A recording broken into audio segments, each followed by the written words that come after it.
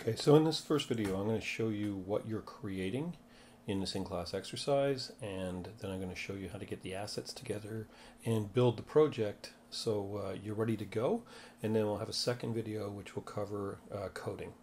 So what you're creating is an application that can change the background or wallpaper on Windows. So you need at least 4 images. You can add more if you wish.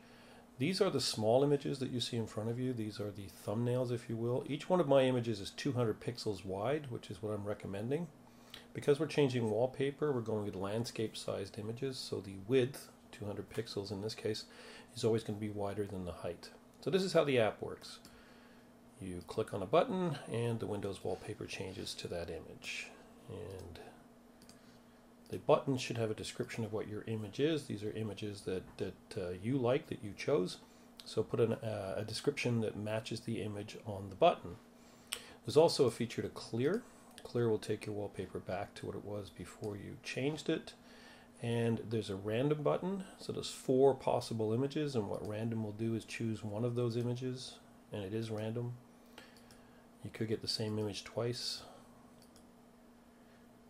And there's an about. In the about, if you look closely, you will see that it should have your name inside there. That's a requirement for the in-class exercise as well. And that's it. That's the app. In the upper left-hand corner, if you right-click, you'll also have access to the about, which is built into that menu. That's what you're creating. In order to do this, you have to add image assets and a pre-built class to your project, and then hook that class up.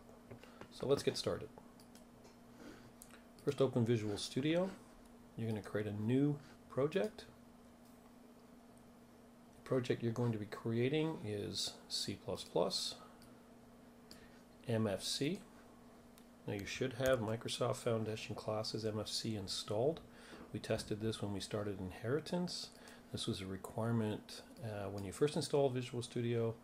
And so hopefully you have it there and it's ready to go. What you're going to create is an MFC application. And what you should do here for the application name is use your name. And some identify that this is the in-class exercise. So exercise 1 is what I will use. So use your full name so that there's no confusion about which student is which. Click OK. Now you're presented with this application wizard. When this pops up, we have to choose what type of application we want. First thing we're going to do is change the application type from multiple documents to dialog based. That eliminates a number of options. We must turn off SDL, so let's do that. And we should use MFC in a static library. So use MFC in a static library. Just simply click on the drop down to choose that. That's it for the first set of options. Now how you navigate is up to you. You can click on this link here, or you can just click next, which is what I'll do. We have no file extensions to worry about. There's nothing, we're not loading files in the traditional sense, so we're just going to leave that alone. User interface features. Okay, so this is important. We definitely want a minimize and a maximize box. We do want a system menu. We do want an about box, but we do not want an initial status bar. So let's disable that. Child frame styles, just turn those off because we don't have any child frames to deal with. That would be windows inside a window. So just eliminate that. Command bar. For the command bar, just leave it alone. It's going to say use a menu and toolbar, which is fine. We're not going to put one up. Click off these 2 options here for menu and toolbar options. So even though this is saying we have a menu, we won't be using a menu other than the system menu. So just leave that alone. Turn off these options. For the dialog title, this is the title in the window when it pops up. This is your opportunity to change that. So I'll change this to, Tony's Wallpaper Changer, what the heck, Deluxe. So Tony's Wallpaper Changer Deluxe, I'll spell it correctly so it definitely is Deluxe. And then I will click next in a moment. Let me just zoom in one more time so you can see all the options. That's just my cursor there. Make sure you put your name here and some appropriate title for your app. Click Next. Advanced features. We don't need any of these advanced features, so we're going to turn off printing. We're going to turn off restart. We're going to turn off all of these frames. The only thing we're going to leave alone here is the common control manifest, which really we're not using, but it's a good idea to have it, and ActiveX controls, which again we're not really needing, but it's a good idea to leave those on. And then finally, generated classes. Okay, so we started talking about inheritance. You know something about it. We've also talked about having separate header and source files. This is the way C++ works. We are generating a header file for our view called, in this case, the project name, Tony's Exercise 1 view.h and Tony's Exercise 1 view.cpp. There's also a base class here, which again could be changed, and we shouldn't be changing that.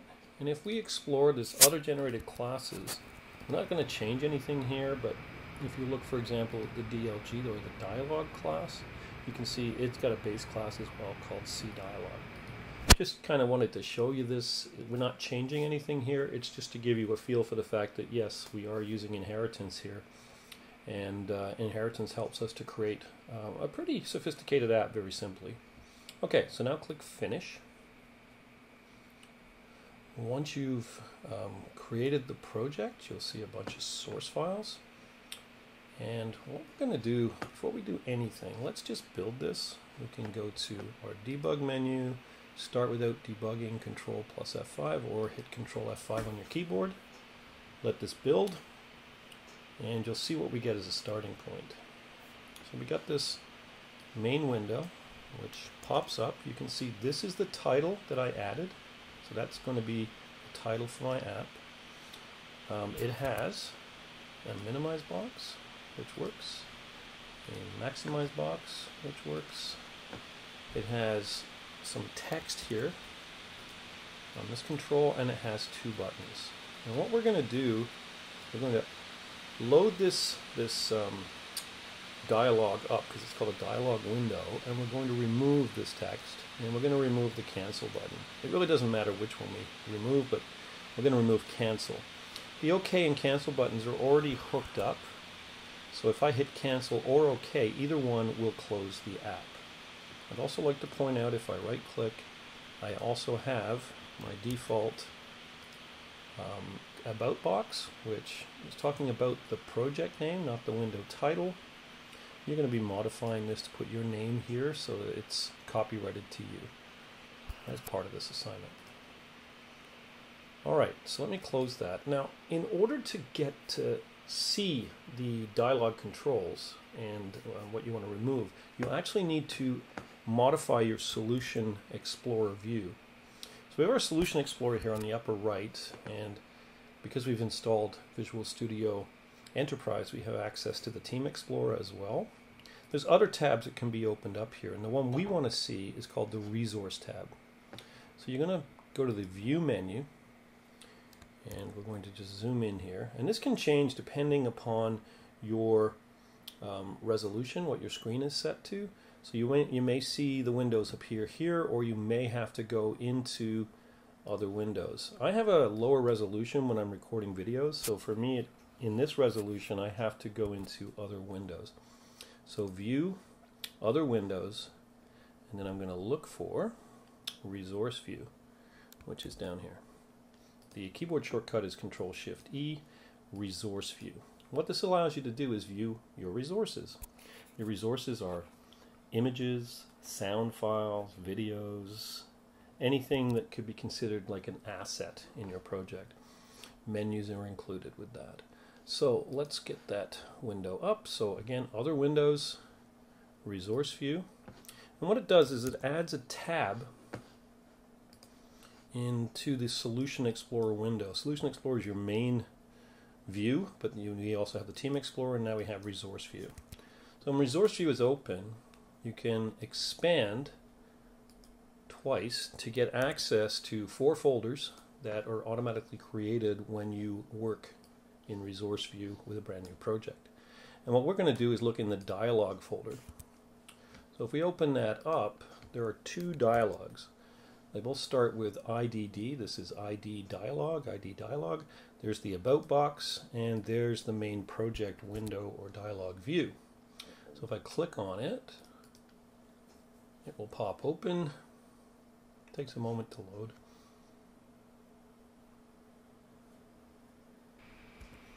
Okay, there it is. Once it's open, select the label. Okay, this is called a text control. It acts like a label. And after you've selected it, just hit the delete key or right click and say delete. Do the same thing with the cancel button. Right click, delete.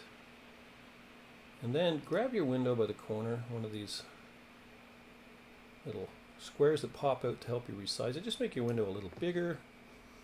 And okay, save that. So hit save all so your resources are saved. Alright, so now we need to add some assets to our project. Prior to coming to class, you should have had brought with you 4 large images, large enough to fit in the Windows background, and 4 smaller, typically 200 pixels, a little more, a little less, but within that range, wide thumbnail images that match. So you need to get those images and put them into the same location as your source code. So let me help you do that. So first, let's find out where we're going to store these files. So what we want to do is navigate to our project folder. If you're using the default like I am, it should be in your source repos. This is the name of the solution. So it's Tony's Exercise 1 on there. There's a subfolder for the project, again called Tony's Exercise 1. It's the same name as the solution. And you should see a list of files like this.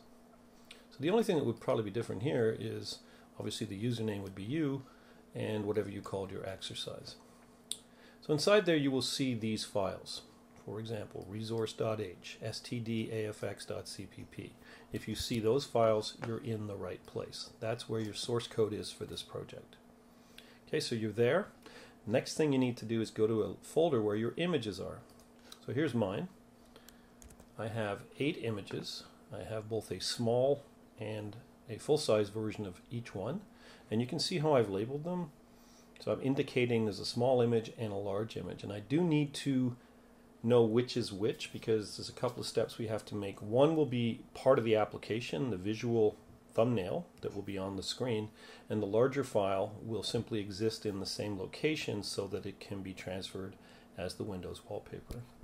So what you're going to do is you're going to select all 8 of your images, and I'm just going to Control C and Control V and paste them so they're in the same location as my source code. So all my images, all 8 of them, are in the same place where my source code is. Okay, that's step 1. Step 2, we have to grab the class that I've provided that will actually do all the hard work of changing the Windows wallpaper. And you need to get that class and add it to your project. So let's head over to Canvas to the Exercise 1 page, and towards the middle of the page you will see a download for the wallpaper class. So you just want to click on that link and download the zip file. So I'm just going to pop it open in a new tab which will download it. Once it's downloaded, I'm going to go to the folder that it's located in, and then I'm going to right click on that folder, and I'm going to send, sorry, not send, I'm sorry, I use 7-zip on mine, but I want to do this for you guys with the standard Windows way of doing it, so we'll just say extract all. It's very important you extract these files. If you have 7-zip, you know how to do this, expand the archive, but extract all. So it's just going to pop them into a folder called Wallpaper Changer Class. So say OK, extract. In my case they already exist, but that's okay. In your case they won't. So there's the 2 files. Wallpaper class changer.cpp and wallpaper changer.h. You need to copy both of those files, so select them, Control C or right click and copy. And what you're going to do is you're going to paste them into the same location where your source code is, the same location where you just pasted your image files. So you should see the source code, you should see the image files, right click, paste, and those two files should now be in that location. Alright, so what we're going to do now is we're just going to add those files to the project. Let me get these out of the way. So I need to click on Solution Explorer. Solution Explorer takes me back to my file view. And what I'm going to do is I'm going to click on the header files folder. So I've just selected the header files folder. Then I'm going to right click and add existing item. So again, right click, add existing item. I have to do this twice because when I zoom I lose the menu. Alright, so now we have a window that's showing all the files in our source folder. You should be able to see all your image files, and you should also be able to see the wallpaperchanger.h and the wallpaperchanger.cpp files. We're going to click on the H file because that's what we're adding, an existing file that's a header file. So wallpaperchanger.h, and you're going to click add. And what you will see is that file has been added to your project's header files. You're going to do the same thing again with the source files folder. Right click, add existing item. This time you're going to select the CPP file or the C++ file. So wallpaperchanger.cpp, you're going to click add, and it will be added into the source files. If you make a mistake, you can cut and paste these into the correct folder, but your wallpaper.cpp should be in your source files folder, and your wallpaper.changer.h should be in your header files folder. These are the two files that make up the source code that will change the Windows wallpaper for you. So this is getting a class from an external source. It's something I've created for you, and this is how you add it to a project. That step of actually saying add new existing item to your project actually attaches that file to your project. Just putting the files in the same folder with your source code has no effect. They're just files sitting in a particular location, but they're not part of your project. You have to add them to make your project recognize them. Okay, the last thing we're going to do in this video is add our image files. Now it's important, folks, we're just adding the small images. You do not want to add the large ones. So you select your resource files folder, you right click, add existing item is what we've done before. However, we don't want to do it this way. Adding an existing item here will work. It will attach it to our project, but it will not attach it as a resource. And we want to attach these items as resources. So you right click, add resource. This brings up this add resource selector. And what we're going to be adding are bitmaps. That was the requirement for the assignment, that you create bitmap images. So we're going to click on bitmap, and then we're going to click on import. So very important, folks, make sure you have bitmap selected, and then you're going to click on import. Import is going to bring in existing bitmap or bitmaps in our case. Okay, so when we do that, it loads up the images that are in the source code folder. This is why I wanted to put them there. It just makes it a lot easier. It also makes it easier for your application to find the actual image it's going to use for the wallpaper. Now I want to add 4 images. Each one is going to be the small image, which is clearly identified. I can add them individually, or I can add them all together. And to me it makes sense just to do them all at once. So I'm going to control click. So I click once, and then I press the control key, and I click on the next file, holding the control key all the time until I get the 4 images that I want. Again, if you have trouble with this, you can just do them individually. Just have to repeat these steps 4 times. What you're going to do is import all 4 small bitmap images. Make sure you've got the small images, and then say open. Now what Visual Studio does is it recognizes that these are images, and it actually opens them into a video editor. It's not video, image editor window. It's very basic, and we have much more advanced tools. We typically wouldn't use this for editing images, but you can do some quick, easy things, and it is a useful thing to have. All 4 images are now open. If you look at the tabs at the top, you'll see they're all open. And what I want you to do, folks, is I want you to save all. So you're going to press on the Save All icon. When you do that, typically you will get this response. Visual Studio allows you to edit your image assets or other assets in an external program. So for example, Photoshop. So you could be constantly upgrading these images, and the images are located in the same folder and they're part of the Visual Studio project. And what Visual Studio does is monitor those images, and it pops up this little message saying the file has been modified outside of Visual Studio. Do you want to reload it? And typically you would say yes. This is, maybe it's a large project and you have designers working on your imagery and they have access to your files. You would normally always say yes. The reason you're getting this message now is because this is the first time you've used it. So Visual Studio is saying, hey, this is something new. Do you want to reload it? Just say yes. And you'll have to do this 4 times because you have 4 images. And then all you need to do is close those image tabs. Just get them out of the way because they're already ready to go. So if you look in the resource folder now, you will see you have 4 images. These should be your small images. And again, we did the header file where we added the wallpaperchanger.h, and in the CPP file, source files, we added wallpaperchanger.cpp. Okay, that's it for this video. We've added all the pieces that we need. Just before we go, let's just give it a quick build. That makes sure everything is saved. In fact, I'll run it and bring it up. You can hit Control F5 or you can just perform a build. And what you should see is the same window, missing the text and missing the cancel button. You click on the OK button and it closes.